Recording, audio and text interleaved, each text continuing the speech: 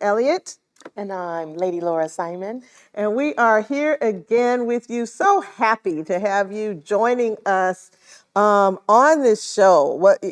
Man, A life that matters. a life that matters, because your life really does matter. You are not here by accident, right? God knew Not all by about accident. you. God loves you. And as the four spiritual laws says, and has a wonderful plan for your life. For your life. He really, really does. Now we are talking about things on this show, right, that are about the life that we honestly live, not some pie in the sky, I wish I were perfect kind of life. No, this is rubber meets the road. Rubber meets the road. What is it? Boots on the ground. Boots on the ground. Whatever you like to say. This is the Christianity. For real, for real. For real, for real. Right. True that. Yes. This is what we try to talk about, right? Yes. Practical living. Life application. Yes. Right. But knowing that, we have an amazing, miraculous, God Who is amazing. who is moving and miraculous in our lives. Yes, But get he that is. phrase, in our lives. Yes. Right? Amen. It rains on the just and the unjust. We know all about that. We just came out of some rainstorms here in California. Yes, right? we did. But God intervened, and God wants to make a difference. Yes. And wants our lives to make a difference so that other people can see him as well. Yes. Right. So we have been on this journey talking about other people's kids and ours. And mine. And ours. Yes. And in the season of life when those children are adults. Yeah. So those of you who have little children, keep tuned in, because all things being equal, one of these days, Your time is coming. Just know that. your children will also be adults. Quicker than you think. Right. Now, one thing I do remember about having them, when they were little, and raising them when they were little, I knew that when kids grow up, they talk about their parents. Oh, yes, they do. Yeah. So I was cognizant of the things that I would do and say, how I dressed. No, I was seriously thinking about, what are my boys? Because I have boys, right? Yeah. So I'm thinking, what are these adult men going to say about their mother? And so I decided that I wanted to write that narrative. Yeah. All right. Yeah. And that mattered to me. Yeah. It mattered to me that I lived a godly life before them. It mattered to me that my word was my bond. All of that, all those things mattered. Okay. And so if you have little ones, you can start thinking now. Absolutely. Right, about, again, that narrative. If what you want them to say about you later on. Right. Mine sure talk about me. Yeah. If they're in high school already, you've written some of that, and maybe you weren't thinking about it, but that's all right. You have time. Yeah. You still have time. But now if they're already grown, that's what we're talking about. Then when they're already grown. Now, Right. when they're already grown. Now, I've written a book entitled Didn't See That Coming, When How They're Living Is Not How You Raised Them. Yeah, that right there. Yeah, we need music right there. We do. Maybe that Jaws music. Da-da. We do, because they're different. They are different. And even now, I just told my daughter yesterday, I wouldn't want to live in this time as their age. And my 19-year-old. So it's totally different. Wow. Yeah. Digital has, the internet is really good for information, and then it's really not. But It's really not. It's like, oh my stars. there's tons. There are tons of information, and there are tons, yes, of information. But who's to say, right, what's right information? Oh, We still have to yeah. have a standard of truth. Oh, yeah. And we're coming from the mindset that the Bible is the standard of truth. Right. Okay.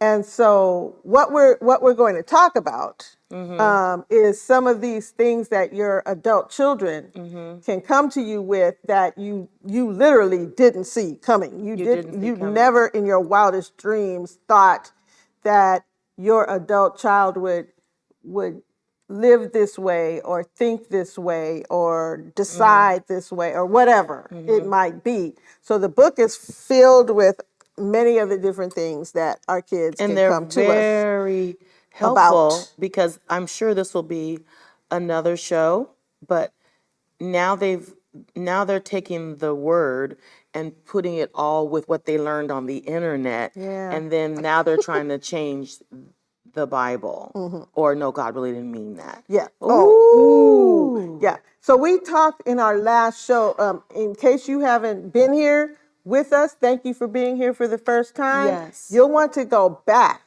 and see the episodes that we have talked about. Last show specifically, we did discuss when your child comes and says, I'm leaving the church, or I no longer want to be I don't want to do it in anymore. the church. And right? what'd you call it? The last show. Organized. Right, the organized church. Yeah, they don't want to do that. The organized church. Yeah, they don't want to do that. Now, we only scratched the surface. We really didn't even finish. Yeah. We'll have to come back and finish that. Yeah. But we just talked about those who just didn't want to be in the church. We didn't really talk about those who have said, I don't believe in God. Your God. Your God. That part. Your God. Yeah, we will have to come back. Yeah. To They that. say a lot of silly things. Because this week, we're going to talk about the child who says, I decided I don't want to work. Yeah. Okay. So you are just determined. She is determined to bring up hot topics for me. Okay. Hot buttons for me. Before I hope somebody out there is. You're not. Help me. Help me. You are not alone. Okay. Okay, there you go. You are not All right, alone. okay, You are not alone. okay. But before we get to that, we have promised to do a Black History Minute. Right? 30 seconds. Right. We went a little longer the last time. Yeah, because, hey, what can we say? It's history. So you can't do Black History in just one month. So no, you can't. Some of this will be Black history and biblical history. Yep, so it's biblical Black history. Biblical Black history. Some will be Black American history and stuff like that. So why don't you start? So I'm starting with, in the church at Antioch, there were prophets and teachers. Yes. And it's Barnabas. I'm not going to talk about Barnabas. I'm going to talk about Simon called Niger and Lucius of Cyrene. Okay, but wait a minute. I have a photo in my house of the Last Supper. Oh, do you? Not only a photo, we have a figurine in our house. Really? Of the Last Supper. And all of those guys, first of all of those guys are sitting on one side of the table, which is very odd. Very odd. To have a dinner. And all those guys are white guys. I'm just saying. Yeah. Okay, so what are you telling me? Yeah, they're now I got 30 seconds. My thing is, I'm talking about Lucius and Simeon, who were two of the Black leaders in the first century church. And guess what they did? They assisted in commissioning Paul. They laid hands on Paul, our Paul, Saul to Paul. Paul who wrote like most of the New Testament? Yes, and what they call it, they helped ordain him. Look at that. Look at that. A Black man. Yep, Two Black men. Two were there. That's pretty amazing. Pretty amazing. Did you know that? Did you know that? I bet you didn't know that. Yeah. Okay. So I thought that was, That's a when good I one. read that, I did a like little that. history, that was pretty good. I like that. Pretty good. My Black History moment is one that a lot of people probably know about. Okay. And I love her, and it's Harriet Tubman. Oh, Yes. your And namesake. I'm playing. Yeah. No, I'm not. No, they're Okay, not. go No, ahead. they're not. That's a whole different That's another story show. But it still be history. That's another show. on why Yeah. my clients in my literary business call me Yes. Harriet. But Yes. Harriet Tubman, It's a good reason, though. yes, Okay, as go ahead. most of you know, helped to liberate quite a few of the slaves. And Yes. she would take them, through the system of houses that were known as the Underground Railroad and everything. And I found this great photo of her, actually a mural that is painted on the Tubman Museum and Educational Center that's located in Cambridge, Maryland. Wow. And hopefully, I think our fine millennial producer. yeah, millennial producer, is showing you the picture of this amazing photo, right, of Harriet Tubman reaching out for you to come along, right? And so I thought about Harriet when I thought about this subject. Now watch me tie this together. Tie it together, Okay. girl. So when you are guiding or raising your young adults, when we are raising our kids and they are becoming young adults, we are not only shooting them out as arrows. We talked about that several shows back. Yeah. Right. But that arrow shooting is guiding them. Yes. Right. And I looked at Harriet reaching her hand out as a person who is guiding, right? Right. Us to freedom. To freedom. Right. And it comes a time when your children need to be free. FREE. And what I mean by free is free of you. That's right.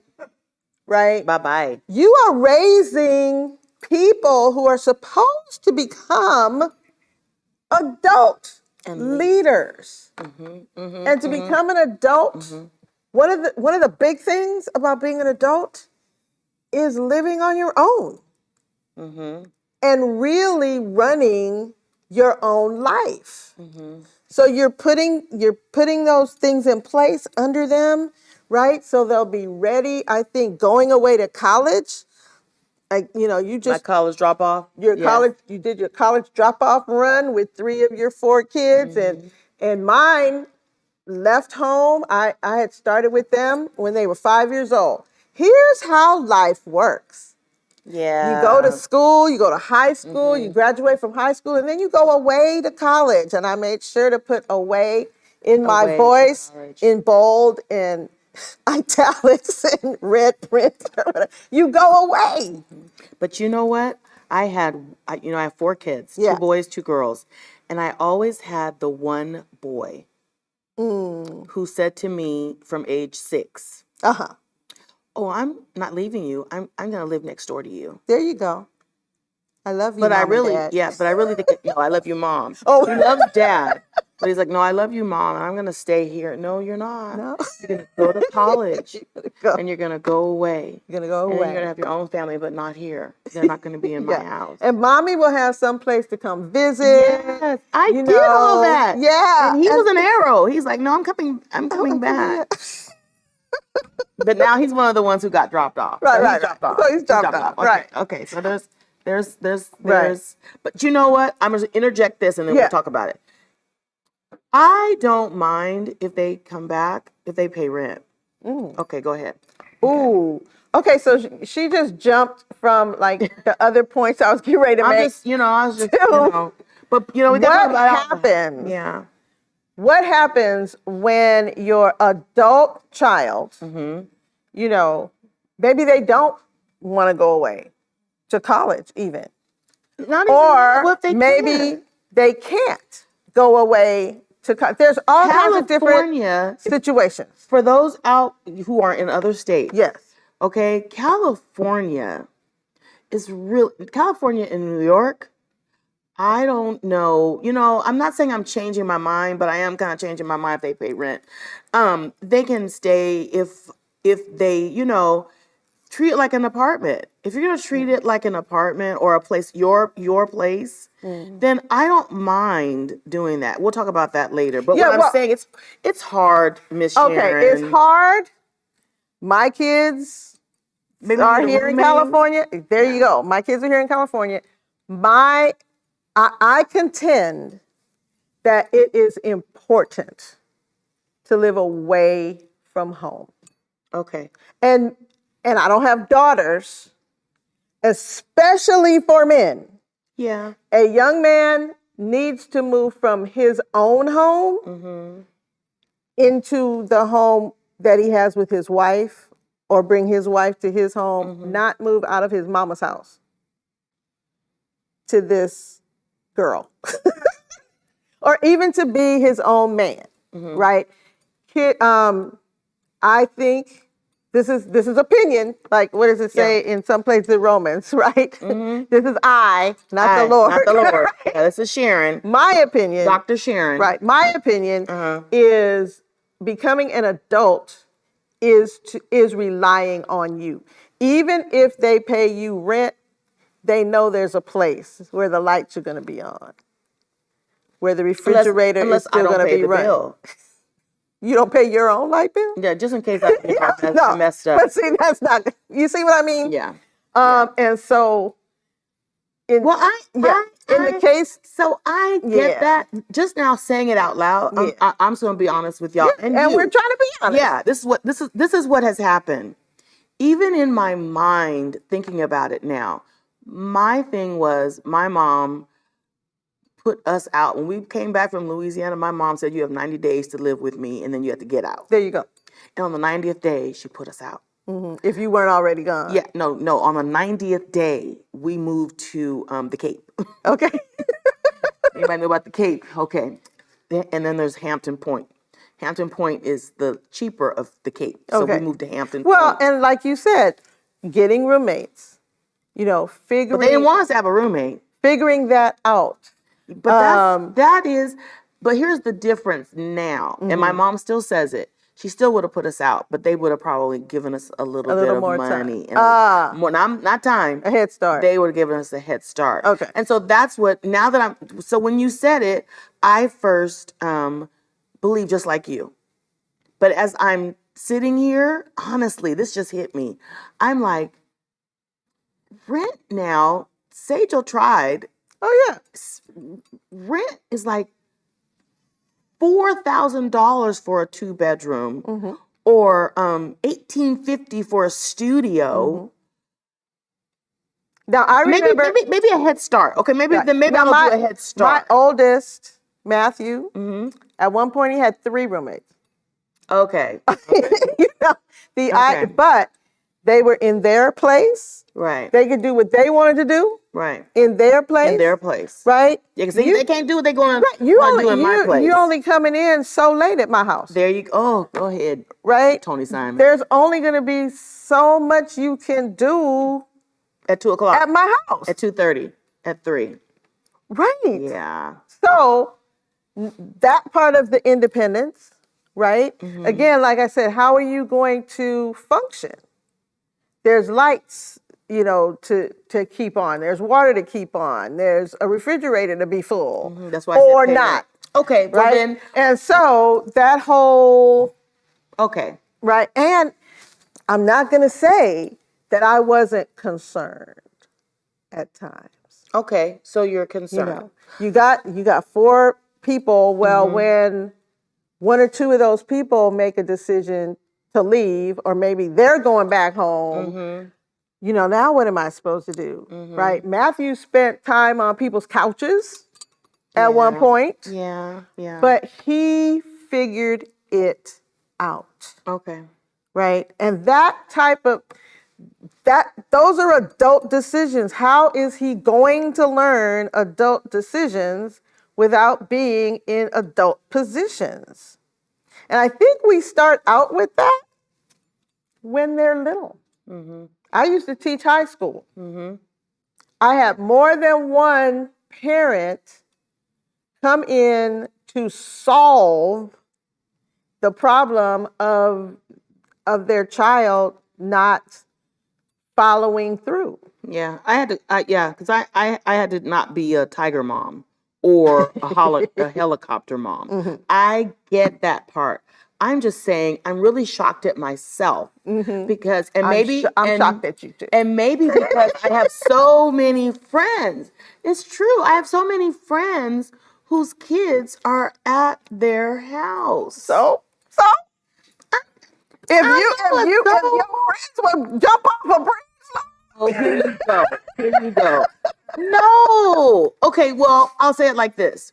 If you go back, and now I'm feeling like a millennial. Okay, so you go back to the Bible days, I look at we live in a neighborhood where we're the only black family, okay, my neighborhood. Mm-hmm.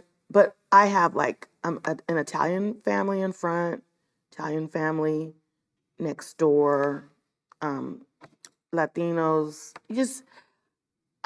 If I'm honest, Sharon, I want you to be honest. I want to be like them to a certain extent because the houses are big enough and all the families live together. And one of the dads actually told me he prefers it that way. And, but they all help each other. Now, some of the kids do move out. They like help them and then they move out. But for the most part, our entire neighborhood is like multi-generational. And they're doing it well. They have their moments or whatever. And when Rodrigo gets tired, he goes to Mexico to his other place, for a month, and then he comes back. But he's like, I love it. And so this is the dad loving it. This is the dad, the mom too. Okay. But I'm thinking that if your child is responsible enough, I can't believe I'm saying this.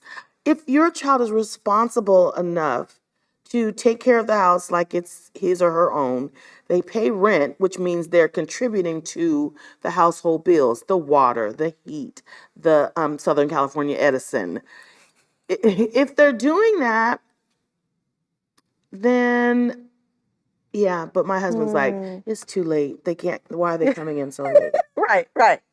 And and who am I becoming as a person? Yeah. And so at least there's two sides. Okay, yeah, so there's two sides. We got the different side. Right. So going back to when I started. When you started with responsibility. Right. So I use an example in the book of Mark, our youngest son. He was an athlete.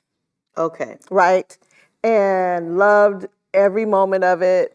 Basketball was his sport of choice. Okay. And of course, he was cute and the girls loved him. He's out on the court. He's good, but but he decided that was more important than his grades. Responsibility. Right? Yeah. So he decided to bring home D's. And of course, Dad told him, you can walk past the school and get a D. All right. So wow.